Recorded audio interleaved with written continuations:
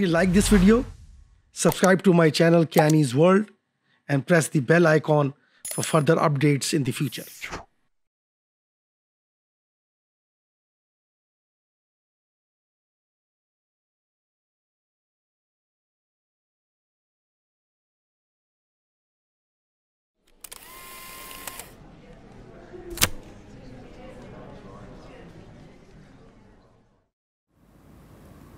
In my study where I work, there is a map which I have made up by cutting up the shape of Pakistan and cutting up the shape of England, and I've put them together and I've taped them together. So that's the country I live in. So the Grand Trunk Road, the famous Grand Trunk Road, goes through Lahore, goes into Peshawar, and then emerges into Newcastle in England. So that kind of thing.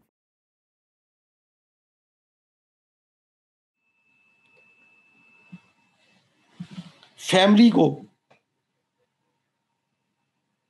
को challenge कर दिया है, marriage को challenge कर दिया है, क्योंकि हम एक मेल डोमिनेटेड सोसाइटी में रहते हैं और जिसकी वजह से क्या हो रहा है कि जो मर्द है वो एक मिसट्रस्ट पैदा कर रहा है उस इंस्टीट्यूशन के अंदर, क्योंकि उस पर कोई पाबंदी नहीं है और जो औरत है उसके ऊपर बहुत ज्यादा पाबंदी, उस पर बहुत ज्यादा रिस्ट्रिक्शंस। नहीं जी, ये तो फोक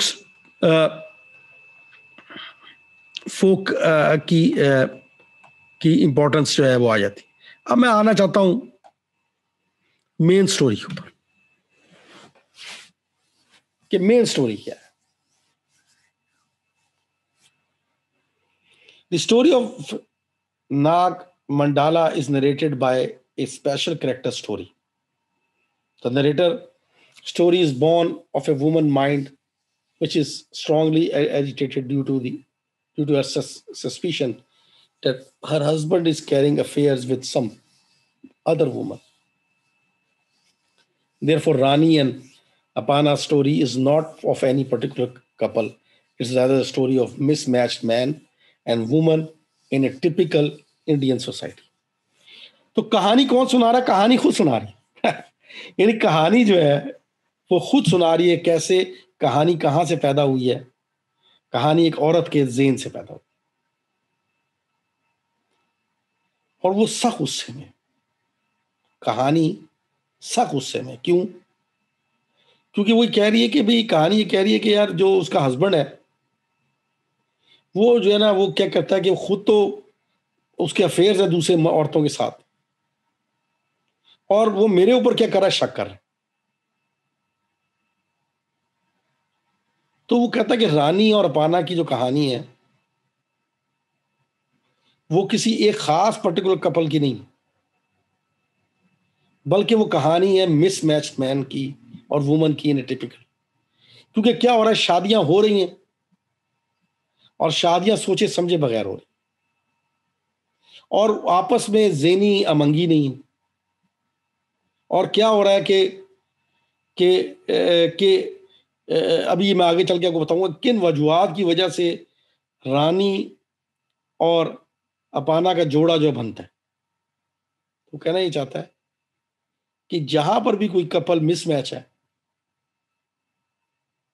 उसकी कहानी जो है वो क्या बन जाती है, उसकी कहानी अब जो है वो रानी की कहानी बन जाती है। Rani is married to a man who does not have any particular name. Well, any common name will do. The man is called Apana. The parents of Rani and those only these consideration in arranging his marriage. The young man was rich and his parents were both dead. लो जनाब यारी, अब हमें पता चला है कि वो जो शादी इन दोनों के दरमियान में हुई है उसकी वजह ये है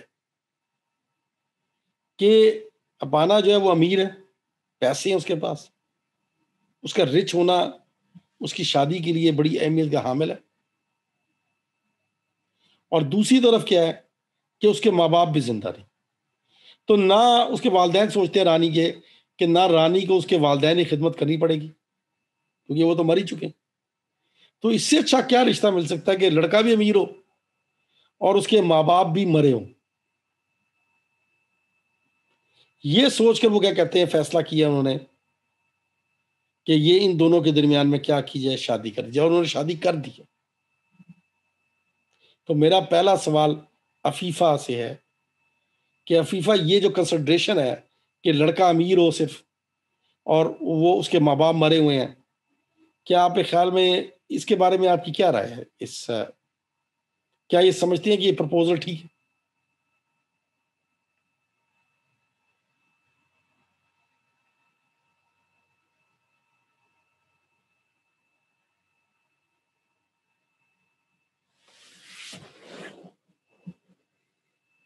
अफीफा, मेरी आवाज आ रही है आपको? यस सर, आ रही है। हाँ, तो आप क्या समझती हैं कि ये जो रानी के वालिदैन ने फैसला किया है कि इस बुनियाद पर फैसला किया है कि लड़का अमीर है और साथ में माँ बाप भी उसके मरे हुए हैं, तो रानी को खिदमत नहीं करनी पड़ेगी, क्या ये फैसला ठीक है?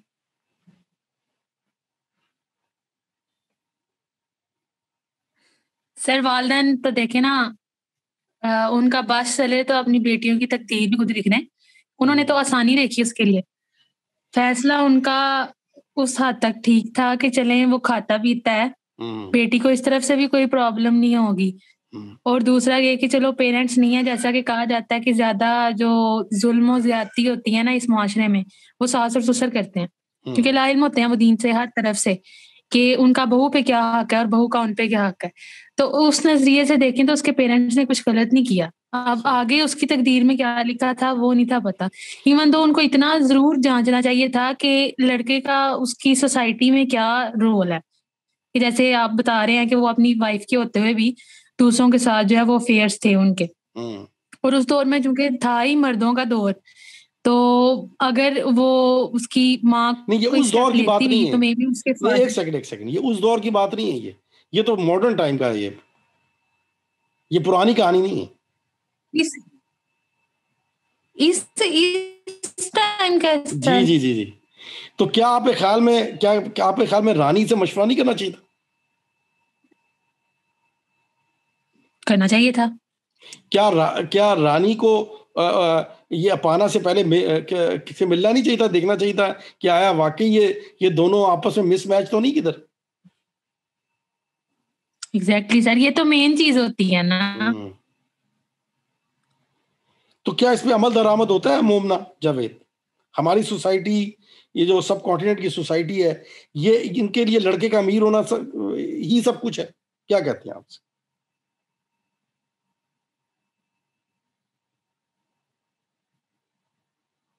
रमशा अगर है तो रमशा इसमें शामिल हो सकते। सर बहुत कम होता है ऐसे, मतलब कि ज्यादातर लोग यही देखते हैं कि लड़का अमीर हो। बहुत कम लोग देखते हैं कि अखलाक अच्छा है या किसी चीज लड़का क्या करता है, किस तरह का उसका मतलब सोसाइटी में उसका चलना फिरना है। ज्यादातर लोग जो है ना आजकल के दौर में भी ज्यादातर यही देखते हैं कि उसका स्टेटस कैसा है। बहुत कम है जो मतलब गरीब हो और अखलाक अच्छा हो। क्या सर? ये कैपिटलिस्ट सोसाइटी है, कैपिटलिज्म है इसके अंदर, बस दौलत के ऊपर सब कुछ है। कह सकते हैं हम लोग, कह सकते हैं किसी हद तक।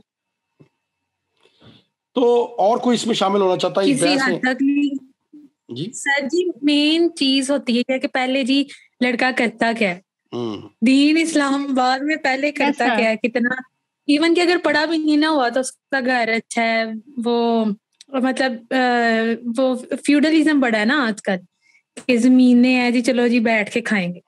तो वो इवन कि आजकल मैंने मोस्टली जो कपल्स देखे हैं ना उसमें लड़के जो हैं वो इतना नहीं पढ़े होते और लड़कियां ग्रेजुएट और इतना पढ़ी होती हैं। ये जरा अपनी फैमिली में भी ये भी बड़ी कोई मिसमैच है ना, मिसमैच है सर। देखें ये जो लड़कों की मतलब है ना कि अगर लड़का पढ़ा लिखा है, मतलब पढ़ा लिखा नहीं, अगर अमीर है तो उसकी बुराइयों को ना वो जो उसकी दौलत है ना वो पीछे छोड़ देती है, मतलब पर्दा डाल देती है। अगर लड़की में कोई फ्लॉ होगा तो लड़की को माशरा जो है बुरा भला कहना शुरू कर देगा।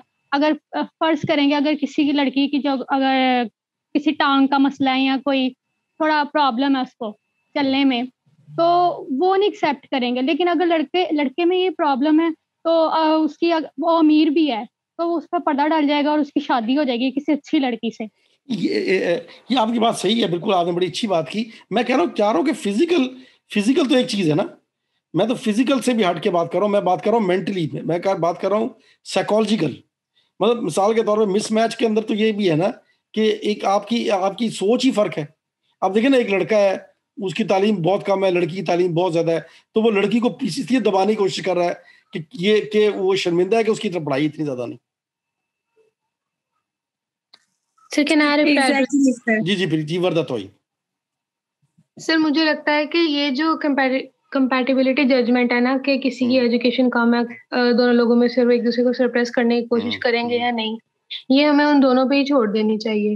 What if a boy is not that much educated as the girl is, लेकिन लड़की की उसके साथ कंपैटिबिलिटी है एंड शी थिंक्स दैट वो इसके साथ सारी जिंदगी रह सकती है, तो उसकी जजमेंट तो क्लियर हो गई ना। This is actually what we need in institute of marriage. हम क्यों किसी को बताएं कि कैसा दिखना है, कितना आपके एटीएम में क्या कितने फिगर्स होने चाहिए, आपको दिखना कैसे चाहिए, आपके डिग्री में क्या स्टेटस होना चाहिए। Let the couple decide this.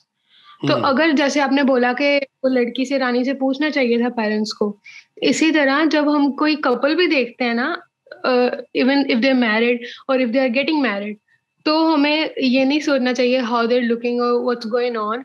We should have this faith कि maybe they are compatible with each other, और उतना ही काफी होता है। जिस दिन हम लोगों की जो शादियां हैं इस पॉइंट पे होना शुरू हो गई ना कि लड़का और लड़की क्या चाह रहे हैं इस रिलेशनशिप के बारे में, उस दिन शादियां होंगी भी ठीक और रहेंगी भी ठीक। ये असल में आप बिल्कुल पहुंच गई हैं। ये वर्दा तौहीद बात करी थी। यस सर, वर्दा तौहीद एग्जैक्टली ये बात गिरीश कर्नाद कहना चाहता है, और वो कहना चाहता है कि फिर क्या होगा, ये भी जरा देखें आप। जब आप मिसमैच करेंगे,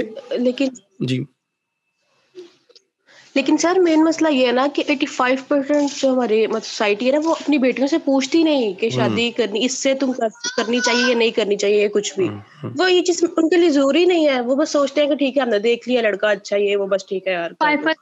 और ये भी ऐसा होता है वर्दा, ये भी कभी कभी ऐसा होता है साथियों कि वो कहते हैं कि यार शादी हो जाएगी ठीक हो जाएगा,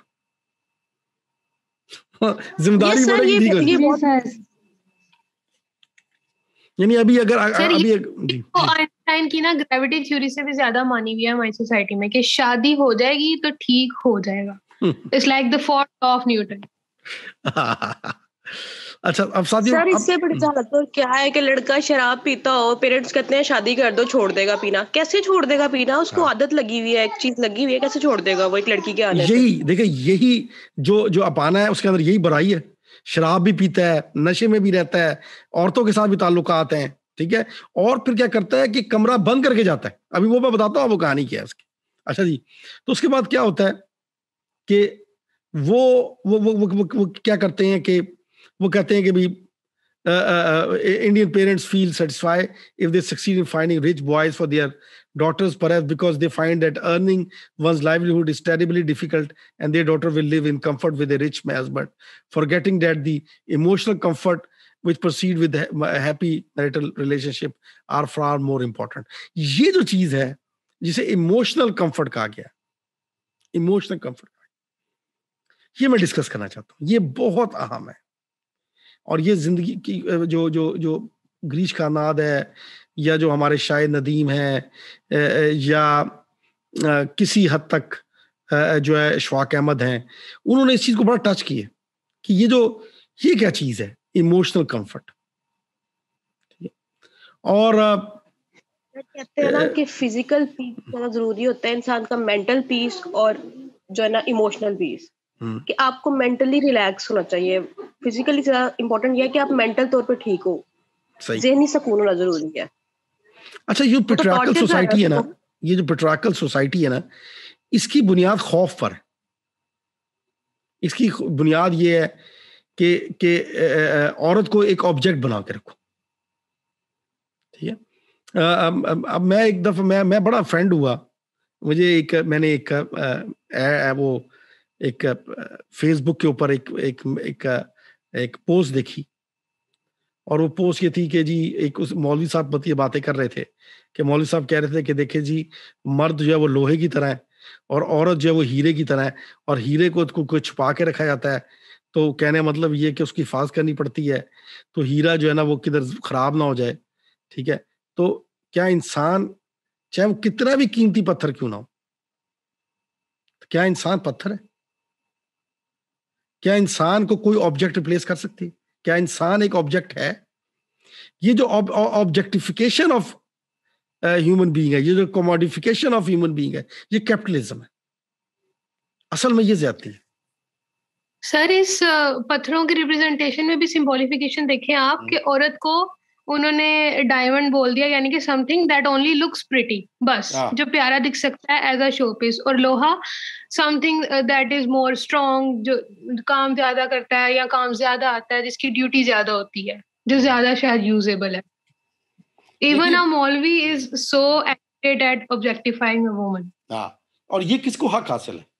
ये पेट्रियार्कल सोसाइटी है, ठीक है। ये इस्लामिक सोसाइटी नहीं है, ये पेट्रियार्कल सोसाइटी।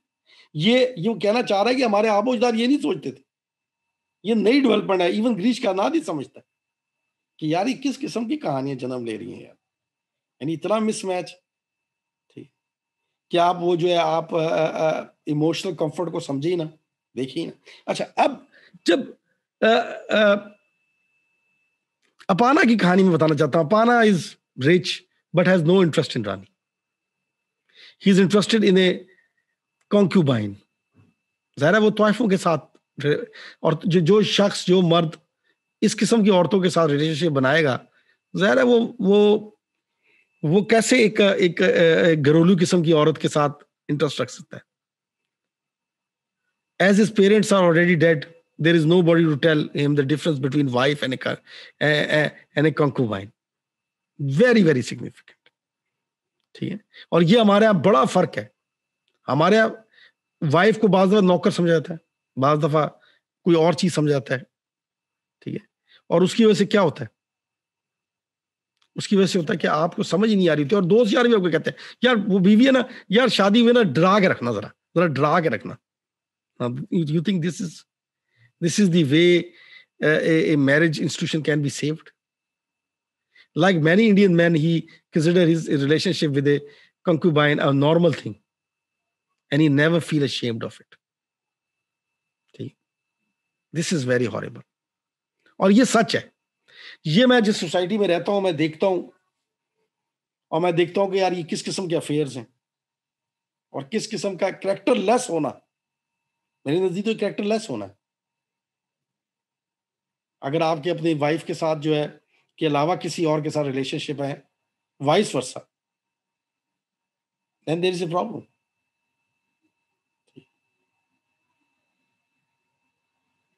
अब इसके अंदर एक और थिंकिंग भी है, और उसकी एक और चीज देखने वाली भी है। वो ये है कि आप किसी भी चीज के बहुत ज्यादा उसको पोसेसिव होंगे तो वो ऑब्जेक्ट बन जाएगी।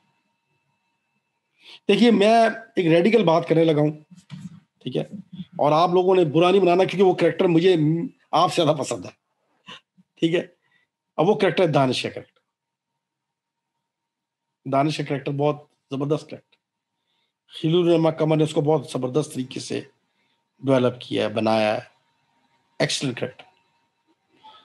लेकिन दानिश के अंदर एक प्रॉब्लम है जो मैविश ने नोट की, और वो क्या है? वो ये है कि वो उससे निकल नहीं पा रहा,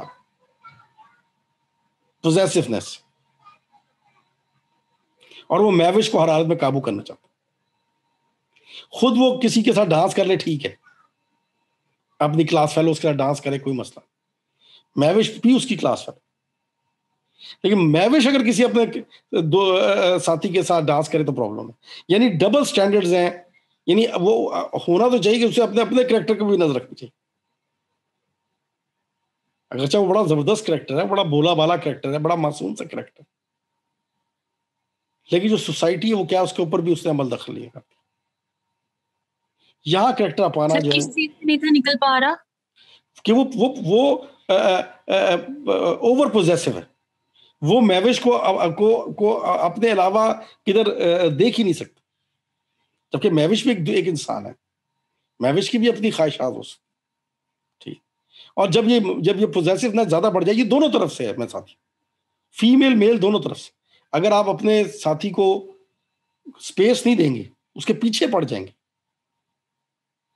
तो वो साथी कब तक चलेगा आपके साथ? वो प्रॉब्लम है आज, क्योंकि हर इंसान एक इंडिविजुअल है। शादी का मतलब कतन ये नहीं है कि आपने खरीद लिया इंसान।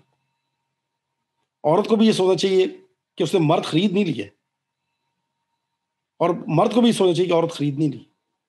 दोनों की अपनी स्पेस है। Sir, I respect your views, लेकिन आपको नहीं लगता कि उसने स्पेस दी तो ही महविश ने वो कदम उठाया? नहीं, मतलब आपने जैसे पहले एक हाँ, खलीलुल्लाह कमर ये बात कर सकते हैं। खलीलुल्लाह कमर की जो पर्सपेक्टिव है वो बिल्कुल ऐसा है। खलीलुल्लाह कमर जो है वुमेन के बारे में, औरतों के बारे में खास मौक़िफ़ रखते हैं। मेरे उस्ताद है, मैंने उनसे पढ़ा है। मैं जैसे मैं आपका उस्ताद हूँ, आप मेरे बारे में बहुत कुछ जानते हैं, मैं उनके बारे में बड़ा कुछ जानता हूँ। तो I understand, you are absolutely right on this, that was his perspective. But ये पर्सपेक्टिव जो है बयान करते हुए कुछ वाकयात ऐसे होते हैं जो दूसरी तरफ ले जाते हैं। और वो क्या, और वो ये बात कि कोई कैरेक्टर भी फरिश्ता नहीं होता। दानिश फरिश्ता नहीं, इंसान है। अगर आप किसी भी इंसान को सांस नहीं लेने देंगे, चाहे मर्द है चाहे औरत है, तो आप उसे खो देंगे। That's another perspective of it too. क्योंकि वजह उसकी ये है कि अगर आप उसके इनिशियल प्लेस देखें, जो पहले 3 किस्तें देखें आप उसकी, तो आप देखिएगा कि वो हर वक्त उसके पीछे। ये मोहब्बत है उसकी, दानिश की मोहब्बत में कोई शक नहीं। मोहब्बत का एक रुख ये भी है कि वो मोहब्बत जो है वो आपको बेचैन रखती है, लेकिन वो सिर्फ एक यही चीज नहीं, वो जो स्पेस है वो भी ह्यूमन बीइंग को चाहिए। अब यहां पर क्या कर रहा है अपाना, क्या कर रहा है? He fails to see that Rani is young and beautiful. He claps her lock and key and tells her that he would come every day for a lunch which she should keep ready for him. उसे क्या कह रहा है? उसे एक कमरे में बंद कर देता है, मकान में बंद किया हुआ है, वो बाहर से ताला लगा के चला जाता है और कहता है मैं सिर्फ लंच पर आऊंगा और तुमने लंच मेरा रेडी रखना है हर वक्त। अब इससे का नतीजा क्या निकल रहा है? All the dreams of a young bride are shattered in jiffy. He becomes so cruel that Rani loses equilibrium. जाहिर है जब आपको एक जगह बंद करके कोई चला जाएगा और दोपहर आप ये एक्सपेक्ट करेंगे कि आप उसके लिए खाना तैयार रखें, आपकी कोई उससे अटैचमेंट नहीं है, आप एक नौकर बन गए उसके लिए, तो क्या होगा? दिमागी तौर पर जो रानी है वो उसका ज़हनी तवाज़ुन खराब हो जाए, क्योंकि उसकी होप्स हैं, उसकी डिजायर्स हैं, उसकी नई नई शादी हुई, उसके अरमान है, उसकी भी नीड्स हैं, और उसकी नीड्स क्या? सेंस ऑफ बिलोंगिंग की नीड है। यहां पे मैं 1 मिनट के रुकना चाहता हूं। मैं आपको एक और दोबारा से मैंने आप लोगों को रिक्वेस्ट भी करनी है, और मैं कहता हूं एक डॉक्यूमेंट्री, उसका नाम है girl in the river. Girl in the river किसी ने देखी है मेरे कहने पे, जब मैंने पिछली दफा कहा था? Yes sir. ये किसने देखी है? Yes sir, wanted to. हाँ, अच्छा, अब वो देखिए यहां पर ये कहानी लोकल हो जाती है। रानी की कहानी जो सबा की कहानी बन जाती है, ठीक है। अच्छा, ये देखिए कि सबा का वालिद क्या कहता है जब उसे हवालात में वो इंटरव्यू करने पहुंचती हैं, जब उस डॉक्यूमेंट्री में उसका इंटरव्यू किया जाता है, तो वो उससे पूछती, तो वो कहता कि मुझे समझ नहीं आई कि यार मैंने तो सब कुछ दिया था इसको, खाने को भी दिया था, पहनने को भी दिया था, फिर ऐसे क्यों किया? इसकी हर जरूरत तो पूरी हो रही थी। फिर अगले जुमले में वो ये कहता है कि मैंने अपनी बीवी को कब बताया? जब मैंने उसे बताया कि मैंने तो मार दिया उसको, फेंक दिया उसको दरिया के अंदर। तो वो रोई, लेकिन वो क्या कर सकती थी? मैं उसका मर्द हूं, जो मैंने कहना था वही उसने समझना था। ठीक। सबा की जिंदगी में कमी थी, क्योंकि सबा का जो वालिद था उसने कभी ये सोचा ही नहीं कि उसकी बीवी जो है उसकी इमोशनल नीड्स भी, उसे सेंस ऑफ बिलोंगिंग भी चाहिए। और ये जो कमी उसने अपनी वालदा के यहाँ देखी, ये मेरे आर्गुमेंट है, ये मेरा एक्सेप्टेड हुआ पेपर, ये इंशाल्लाह ताला पब्लिश हो जाएगा 1 आध महीने में। ये पंजाब यूनिवर्सिटी के जर्नल ऑफ मास कम्युनिकेशन में मैंने लिखा है, और ये मेरा आर्गुमेंट है बेसिकली उस रिसर्च वर्क में। मेरा आर्गुमेंट ये है कि जब सबा ने देखा कि उसके माँ बाप के अंदर रिलेशनशिप ठीक नहीं है, उसमें सेंस ऑफ बिलोंगिंग नहीं है, उसने देखा कि मेरे बाप जो है वो मेरी माँ के साथ उसका लैक ऑफ कम्युनिकेशन है, तो उसे वो फिर लड़का सबा को अच्छा लगने लग गया, क्योंकि वो लड़का मुख्तलिफ है, वो उसकी बात भी सुनता है, उससे आर्ग्यू भी करता है। ठीक है, वो लड़का जो है जब वो थिएटर में होती है, ऑपरेशन थिएटर के होश आती है उसको, तो वो उसको कहता है, वो सबा कहती है कि मैं समझ थी कि अब मैं मर जाती तो तूने क्या करना था? तूने तो बस एक आध दिन के लिए मेरे मतलब सोचा था, फिर तूने मुझे भूल जाना था। तो वो कहता नहीं यार, तू गलत बात करी, ऐसी बात है। क्यों साथियों, ऐसा ही है ना?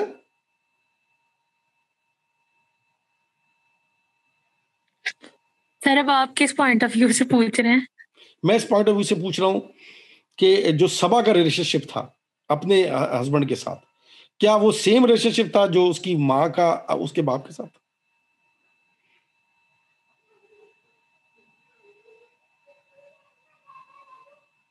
वो जान देने को भी तैयार हो गई थी कि उस तक पहुंच जाए किसी तरह, यानी उसने अपने आप को बचाया, इसलिए इतनी फाइट की, तो वो मर जाती, लेकिन उसने उसकी मोहब्बत ने क्या किया, उसको मजबूर किया कि वो उस नाले को क्रॉस करके पहुंचे। क्यों? क्योंकि उसे पता था कि जो वो मोहब्बत है वो उसमें अपनाइयत है, उसमें सेंस ऑफ बिलोंगिंग है। तो यहां पर तो सेंस ऑफ बिलोंगिंग है ही नहीं, रानी में तो सेंस ऑफ बिलोंगिंग ही नहीं, क्योंकि रानी के ड्रीम्स क्या हो गए, शटर हो, खामन मिला 2 नंबर, शराब पीता है और दूसरी औरतों से उसके ताल्लुकात हैं। एक औरत के लिए इससे बड़ा अजाब क्या होगा? और वो खूबसूरत है, और वो उसे पता ये खूबसूरत है, वही सोच के क्या कर रहा है, उसे कैद कर दिया उसने, लिटरली वो एक कैद में, क्योंकि वो उसे इजाजत ही नहीं कि वो इस घर से बाहर निकले। ये घर नहीं है, ये जेल खाना।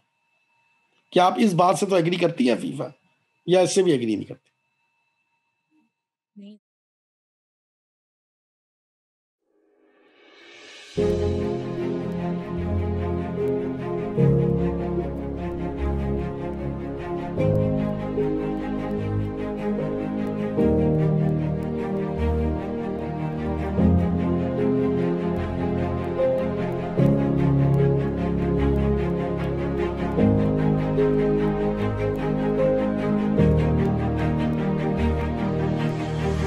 It's about the burning issue of illegal immigration. It's about the story of a South Asian guy, Pakistani guy named Mustafa, and how he suffered and how he struggled between two things: his desire to enjoy his life, and then his missing of his land, and in a land where he would like to enjoy his life, but his past is not allowing it.